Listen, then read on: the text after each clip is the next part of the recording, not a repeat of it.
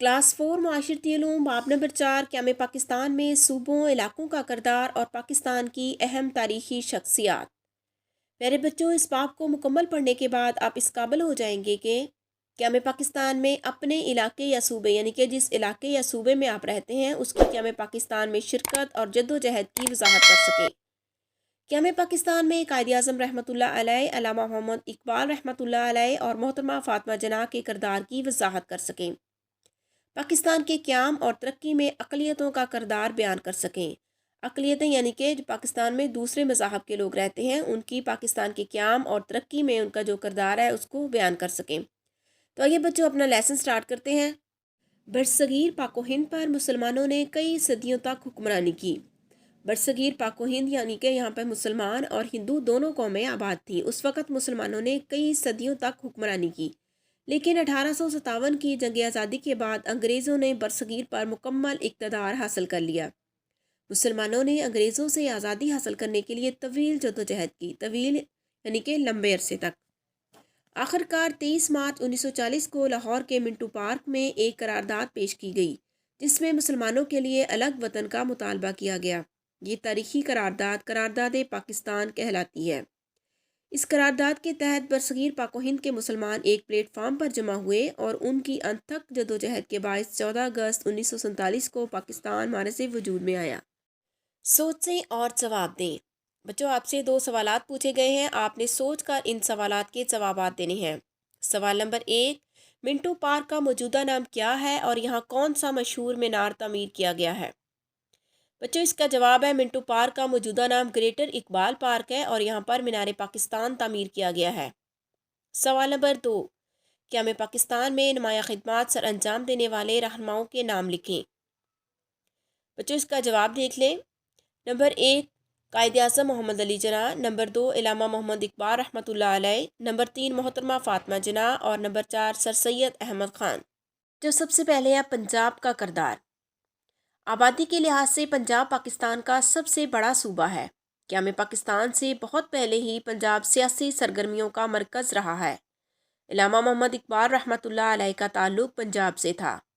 آپ رحمۃ اللہ علیہ پنجاب کے شہر سیالکوٹ میں پیدا ہوئے۔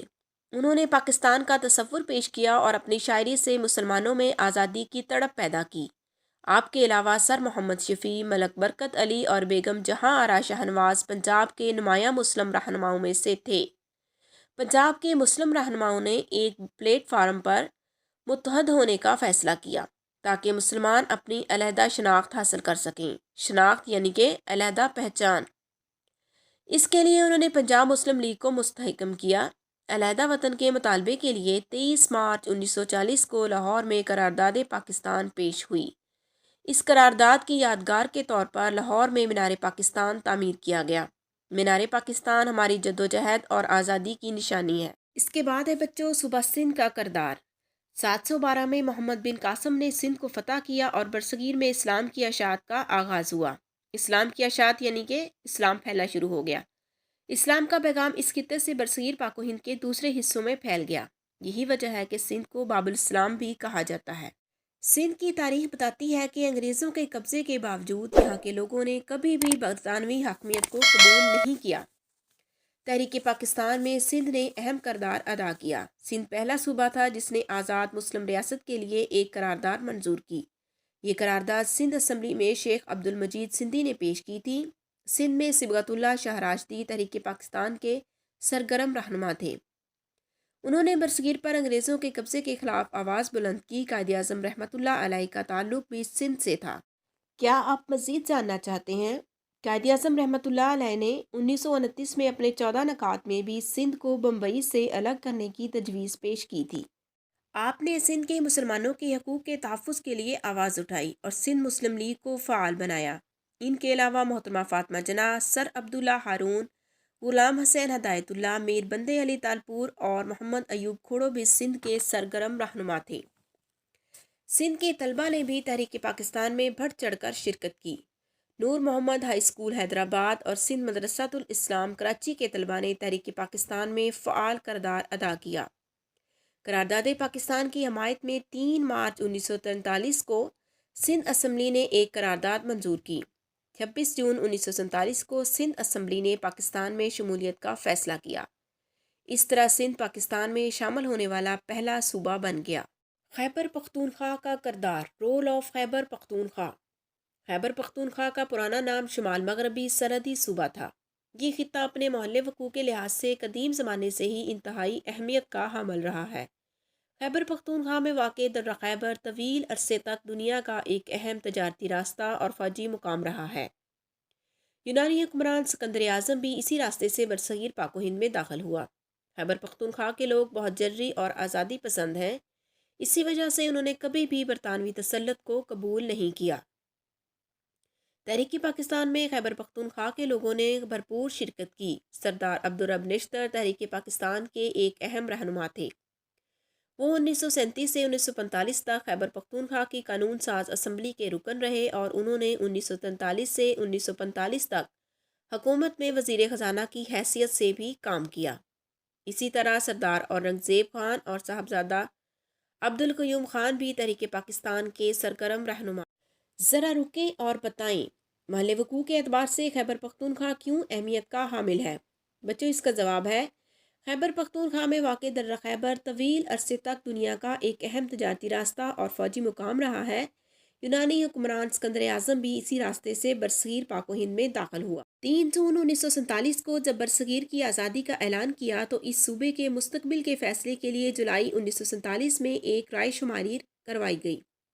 اس رائے شماری میں یہاں کے عوام کی اکثریت نے پاکستان میں شامل ہونے کا فیصلہ کیا۔ اس کے بعد ہے بچوں صوبہ بلوچستان کا کردار۔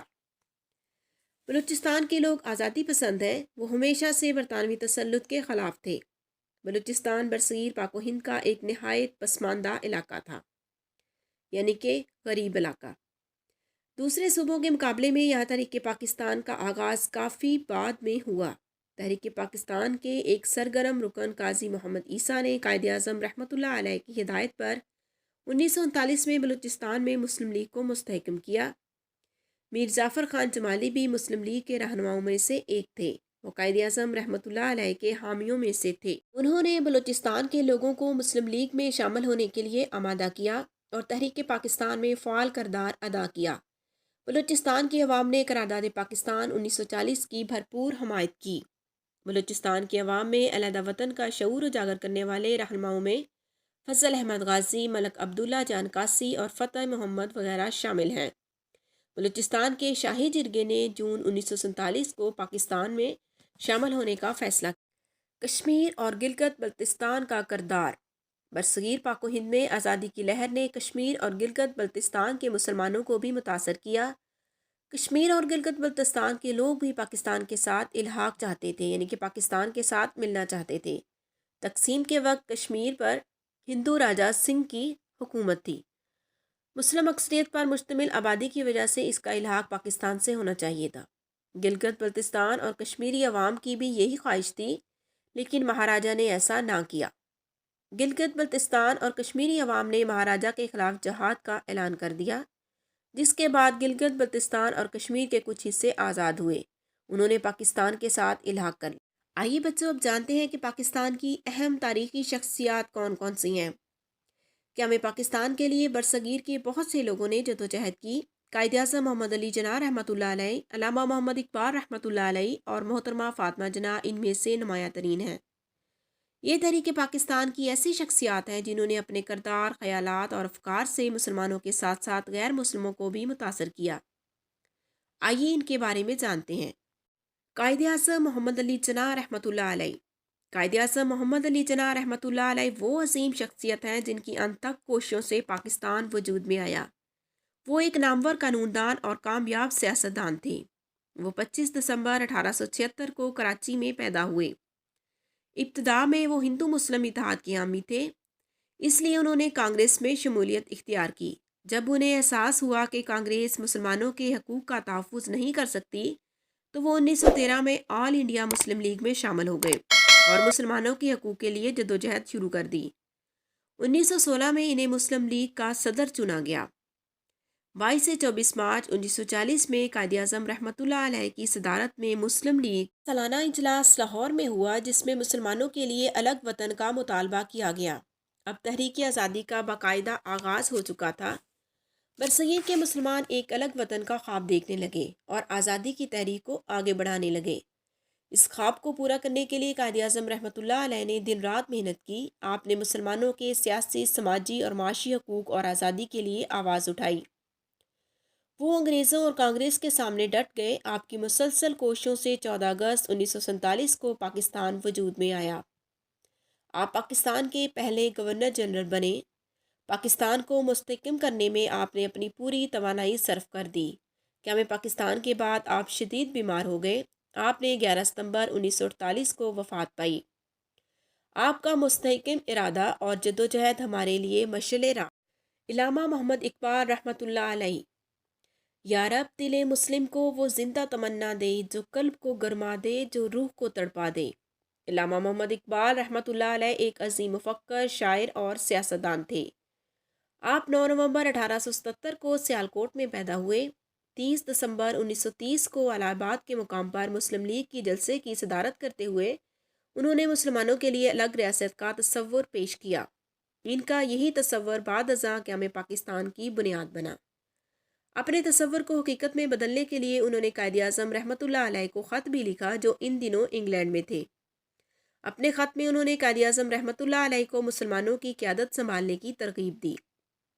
آپ کی کوششوں سے قائد اعظم رحمۃ اللہ علیہ وطن واپس آ گئے اور برصغیر پاک و ہند کے مسلمانوں کو ایک جھنڈے تلے جمع کیا۔